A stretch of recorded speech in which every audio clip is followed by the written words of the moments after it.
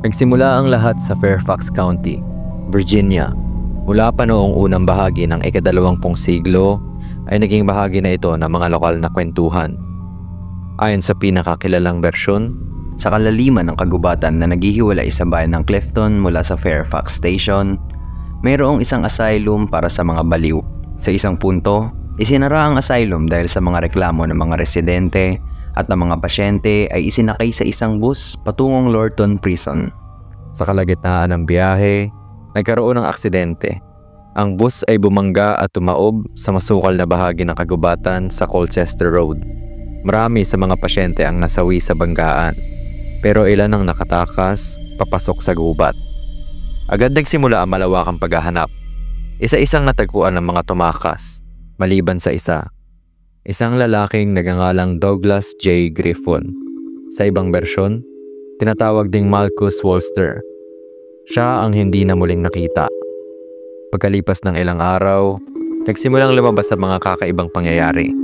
Mga patay na kuneho ang natatagpuan sa paligid ng kagubatan at malapit sa isang maliit na tulay sa Colchester Road. Ang mga katawan ng hayop, tinanggalan ng balat, at minsan ay nakasabit pa sa mga puno. Lumitaw ang bulong-bulungan na ang nawawalang pasyente ay nabuhay sa pamamagitan ng pagkain ng laman ng mga kuneho. Habang lumilipas sa mga linggo, lumalala ang mga kwento. Noong Halloween ng parehong taon, may mga kabataan umanong dumayo sa tulay. Hindi na sila muling nakita. Pagkaraan ng ilang araw, ayon sa alamat, natagpuan ang kanilang mga katawan na nakasabit din sa mga puno, kagaya ng mga kunehong naunang pinatay. Ang salarin, ayon sa alamat, ay si Griffon. Ngayon ay kilala na bilang The Bunnyman dahil nakikita raw siyang nakasuot ng kakaibang bunny costume habang nagtatago sa dilim. Mula rito, dumami ang mga bersyon ng kwento. Sa ilan, sinasabing ang Bunnyman ay lumalabas tuwing Halloween, partikular sa ating gabi, upang maghanap ng panibagong biktima.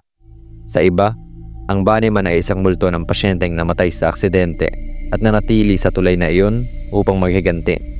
May iba pang nagsasabi na isa siyang kultista na gumagamit ng kasuotan ng kuneho bilang simbolo ng mga ritual ng kanyang sektang sataniko.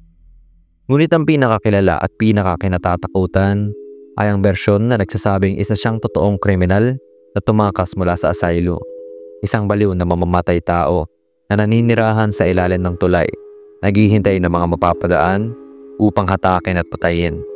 Sa paglipas ng mga dekada, ang tulay ay tinaguri ang Bunnyman Bridge at naging paboritong puntahan ng mga kabataan at thrill seekers na sinusubukan kung totoo nga ang alamat. May mga nagsasabing nakakita sila ng anino, nakarinig ng kakaibang halakhap, o nakaramdam ng matinding presensya ng kasamaan. At kahit na ito ay tila kathang isip lamang, may isang nakapangingilabot na twist. Noong 1970, lumabas ang dalawang totoong police reports tungkol sa isang lalaki na nakasuot ng body costume at tumatake sa mga tao gamit ang palakol. Kung sa mga alamat at urban legend ay maaari pa nating ipagkibit-balikat ang mga kwento, ibang usapan na kapag mismong pulisya ang may hawak na ulat. At dito naging mas nakakakilabot ang kaso ng Bunnyman dahil hindi ito purong kathang isip. Mayroong dalawang police reports na naitala noong 1970 na siyang nagbigay ng bigat at kredibilidad sa alamat. Noong Oktubre 18, 1970, si Bob Bennett at ang kanyang fiancé ay galing sa isang gabi ng kasayahan at papauwi na sana sa Fairfax County. Tulad ng maraming kabataang magkasintahan noong dekada 70, sila ay puno ng pangarap. Plano nilang magpakasal, bumuo ng pamilya, at magsimula ng bagong yugto ng kanilang buhay. Ngunit hindi nila akalaing isang gabi ng ligaya ang magiging simula ng isang alamat na hahabol sa kanila habang buhay. Kakagaling lamang nila sa isang pagtitipon. Upang magkaroon ng kaunting pribadong oras, huminto sila sa isang liblib na lugar sa Guinea Road, malapit sa isang tulay na kilala na ngayong Bunnyman Bridge. Habang nakaparada ang kotse, nag-uusap ang dalawa nang bigla silang makarinig ng kakaibang tunog mula sa labas. Parang may kumakalampag sa bubong ng sasakyan. Noong una, inakala nilang prank lamang ito. Pero nang tumingin si Bennett, Nanindig ang balahibo niya sa kanyang nakita. Isang lalaki, nakasuot ng puting bunny costume, nakatayo sa madilim na gilid ng kalsada. Hawak nito ang isang hatchet o maliit na palakol at galit na sumisigaw. "You are trespassing. You're on private property." Bago pa makagalaw ang magkasintahan, ibinato ng bunnyman ang palakol papunta sa kanilang windshield. Tumama ito sa salamin at muntik na silang masugatan. Sa matinding takot, agad silang umarangkada palayo habang nakikita pa nilang nakatingin sa kanila ang lalaking naka-bunny costume. Nang dumiretso sila sa pulisya upang i-report ng pangyayari, nakumpirma ang ebidensya. Naroon ang mismong hatchet na naiwan sa kanilang sasakyan. Ang ulat ay naitala at sinimula ng investigasyon. Noong Oktubre 29, 1970, 10 araw makalipas, isang security guard naman ang nakaranas ng katulad na bangungot. Si Paul Phillips, 27 years old, ay nag-iikot sa isang bagong tayong construction site malapit sa Woodson High School. Habang sinusuri ang paligid, napansin niyang may kakaibang figura sa malayo. Lumapit siya ng kaunti at laking gulat niya nang makita ang isang lalaking nakasuot muli ng bunny costume. Hawak-hawak ang isang palakol.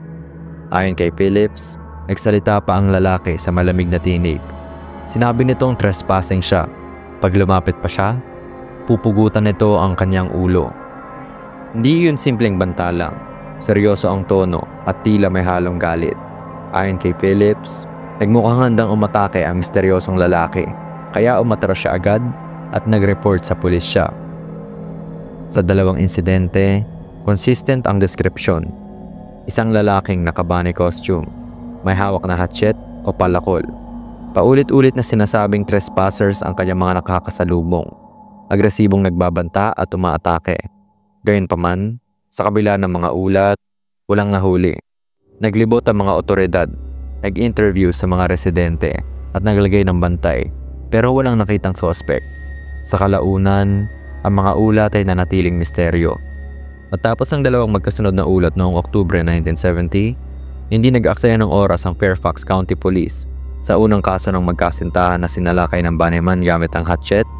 May pisikal na ebidensya, mismong palakol na tumama sa kanilang windshield. Iyon ang unang malinaw na piraso ng patunay na hindi lang katang-isip ang kwento. Ang otoridad ay agad na naglunsad ng malawakang investigasyon. Ayon sa mga tala, nakapanayam ang higit pa sa 50 residente sa lugar, pati na rin ang mga construction workers na nagkatrabaho malapit sa pinangyarihan. Pinagmasdan nila ang description ng dalawang biktima. Isang lalaki, matangkad, matipuno, nakatakip ng bunny costume, may dalang hatchet o palakol. Palaging nagbabanggit ng private property o trespassing. Sa ikalawang kaso, ang security guard na si Paul Phillips ay isang credible witness sa mata ng pulisya dahil professional siyang naka-assign para magbantay sa construction site. Ang kanyang salaysay ay lalong nagpabigat ng sitwasyon. Sa paligid ng Guinea Road at Woodson High School, naglagay ng mga patrol upang subukang mahuli ang misteryosong tao. Chinek ang mga costume rental shops at tindahan para malaman kung may bumili o nanghiram ng mga kakaibang bunny suit. In-interview ang mga residente sa paligid ng tulay at construction site kung may nakapansin ng kahinahinalang tao. Ngunit sa kabila ng lahat ng ito, walang matunto na suspect. Walang ibang ulat ng karagdagang pananabotahe o pananakit pagkatapos ng dalawang insidente. Sa puntong iyon, pareho silang naging open cases. Walang malinaw na suspect at walang follow-up na pangyayari na makapagtuturo sa pagkakakilanlan ng bunnyman. Dalawang posibilidad ang nakikita ng mga eksperto at historians ngayon. Maaaring isa o higit pang tao lamang na gumagamit ng costume para manakot at tumigil sila matapos mapansin na seryoso ang atensyon ng pulisya. Pangalawa ay ang dangerous loner theory. Isa itong taong may mental instability na posibleng tumakas o namatay kaya't hindi na muling nakita pa. Sa kabila ng dalawang opisyal na police reports noong 1970, walang naitalang pag-aresto, walang natukoy na suspect, at walang nakitang matibay na ebidensya laban sa sinumang posibleng bunnyman. Ang mga otoridad ay tumugon sa insidente sa abot ng kanilang makakaya. Kinapanayam ang mga biktima, sinuri ang lugar, at tinangkang maghanap ng koneksyon. Ngunit matapos ang ilang linggo ng investigasyon, wala silang natagpo ang malinaw na lead. Ang kaso ay unti-unting nilamon ng katahimikan at tuluyang isinara sa tala ng mga pulisya bilang unsolved strange incident. Ngunit sa halip na mabaon sa limot, ang kawalan ng mga kasagutan ang siyang nagpausbong sa alamat. Sa paglipas ng mga dekada, mula sa mga kwentuhan sa kalsada hanggang sa mga artikulo at pelikula, ang Bunnyman ay naging simbolo ng takot at urban legend sa Virginia. Ang Air Force cadet na si Robert Bennett at ang kanyang fiancé ay namuhay ng tahimik pagkatapos ng insidente. Walang media appearances, walang public interviews, at kahit ang kanilang mga pamilya ay nanatiling tikong mambibig. Pero ang magkasintahan na unang reported na engkwentro sa Bunnyman ay muling natrack makalipas ang 45 taon at kasal pa rin sila hanggang ngayon. Gayunpaman, ayaw na nilang pag-usapan ang insidente, pero kinumpirma nila na totoo ang karanasan nila.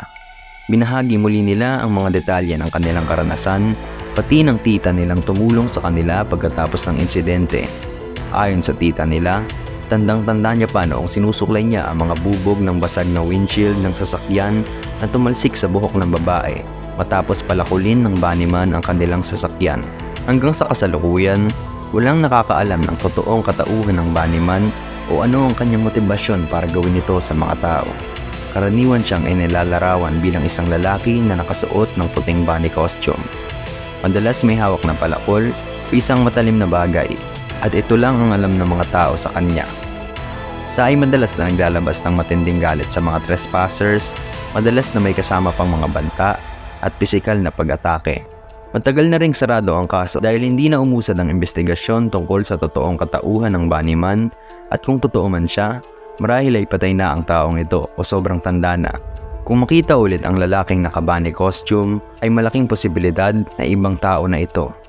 Naging inspirasyon ng Bunnyman para sa mga palabas gaya ng Bunnyman noong 2011, isang low-budget horror film na nagpapakita ng isang mamamatay tao sa bunny suit na gumagamit ng chainsaw. Kahit fictional, malakas ang hatak nito dahil hinugot mula sa aktwal na alamat. Sa huli, ang Bunnyman ay nananatiling isa sa pinakakilalang urban legend sa Amerika. Isang kwento ng takas mula sa asylum, isang mamamatay tao sa bunny suit, at 2 police reports na hanggang ngayon ay hindi pa rin maipaliwanag.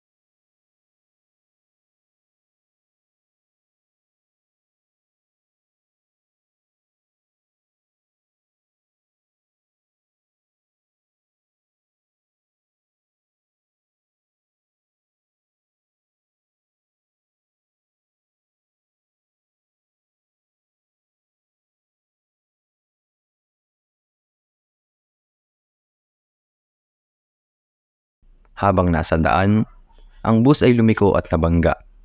Marami sa mga preso ang nakatakas, ngunit nahuli rin sila pagkatapos, maliban sa isa, si Douglas Griffon. Habang hinahanap siya, natagpuan ng mga otoridad ang 100 patay at mga kalahating kinain at binaklas na kuneho. Marami sa kunehong ito ang nakasabit sa tulay na noon ay tinatawag na Fairfax Station Bridge. Sa loob ng ilang buwan, hinanap ng pulisya si Griffon, ngunit hindi siya natagpuan. Pagkatapos,